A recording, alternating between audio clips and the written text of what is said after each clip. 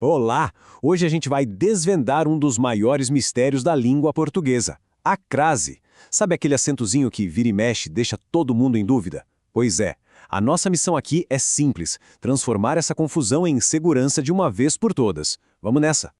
Pois é, não tem jeito. A crase deixa muita gente de cabelo em pé, até quem já escreve super bem. Mas por que será? O grande segredo é que ela não é só um acento aleatório. Ela representa um fenômeno da língua. E pode acreditar, quando a gente entende o que acontece por trás dela, tudo fica muito mais fácil. Certo, então vamos começar pelo começo, pela base de tudo. Para dominar a crase, a primeira coisa é entender o que ela de fato é. E o pulo do gato tá aqui, ó. A própria palavra crase já significa fusão, junção. No português, ela é a fusão de dois sons de A que se encontram e viram um som só. É basicamente quando a preposição a encontra o artigo feminino a. E essa imagem aqui mata a charada. A matemática é simples. Preposição a mais artigo a é igual a a. Aquele acento grave que a gente vê é só o sinal visual, o aviso de que essa fusão aconteceu. Ou seja, o acento não é a crase, ele indica a crase. Isso muda tudo. E já que estamos falando dele, uma curiosidade rápida que sempre cai em prova e concurso. Qual é o nome técnico desse acento, hein? Isso mesmo, acento grave. Não dá para confundir com o acento agudo, aquele que aponta para o outro lado. Saber o nome certinho já mostra que a gente está um passo à frente, né? Beleza, teoria entendida.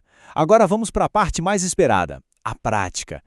Existe um truque, uma dica de ouro mesmo que resolve, olha, uns 90% das dúvidas sobre crase. O método é super eficaz e muito fácil. Funciona assim. Achou a palavra feminina na frase? Troca por uma masculina que faça sentido no lugar. Se o a que vem antes dela virar ao, pronto, é crase na certa. Pode usar sem medo. Agora, se continuar só a, aí não tem crase. Simples assim. Vamos ver esse truque em ação que fica mais claro. Pensa na frase. Vou à feira. Se a gente trocar feira por mercado, como fica? Vou ao mercado. Opa, o ao apareceu. Crase confirmada. Agora olha o outro lado. Escrevo a lápis. Lápis já é masculino, então não tem nem como virar ao. A gente vê que não existe fusão nenhuma. É a prova dos 9 perfeita. Mas olha, tão importante quanto saber quando usar é saber quando a crase é proibida. Conhecer essas regras já evita aqueles erros mais clássicos, sabe? Então vamos lá. Quais são aqueles casos em que usar o acento grave é erro garantido? As regras são bem diretas. Primeiro, se a crase é a fusão com o artigo feminino a, não faz o menor sentido usar antes de palavras masculinas, certo? Também não se usa antes de verbos, porque verbo não pede artigo. A maioria dos pronomes também não gosta dela. E por fim, uma pegadinha clássica. Se o a está no singular e a palavra que vem depois está no plural, pode esquecer a crase. Olha só este exemplo aqui. A professora fez críticas a algumas alunas. Isso está errado. Por quê? Porque algumas é um pronome indefinido. E a regra é clara, nada de crase antes da maioria dos pronomes. O certo seria a algumas alunas, sem acento.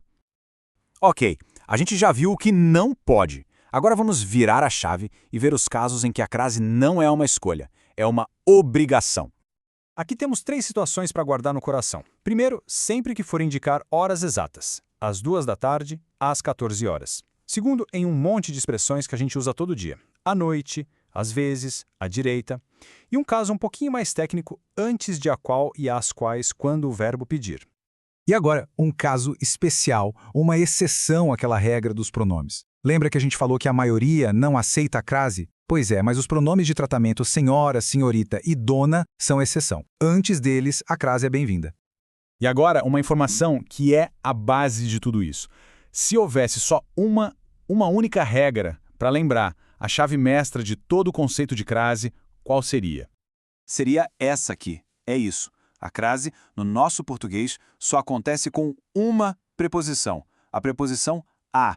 Nenhuma outra. Nem de, nem em, nem para. Só o a. Lembrar disso simplifica o raciocínio de um jeito incrível.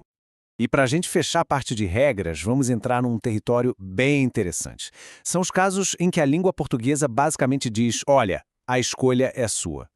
Existe uma situação muito específica em que tanto faz usar ou não usar o acento grave. Os dois jeitos estão certos. Que situação é essa? A resposta está aqui, ó. Antes de pronomes possessivos femininos, como minha, sua, nossa, antes deles, a crase é opcional. Vejam os exemplos.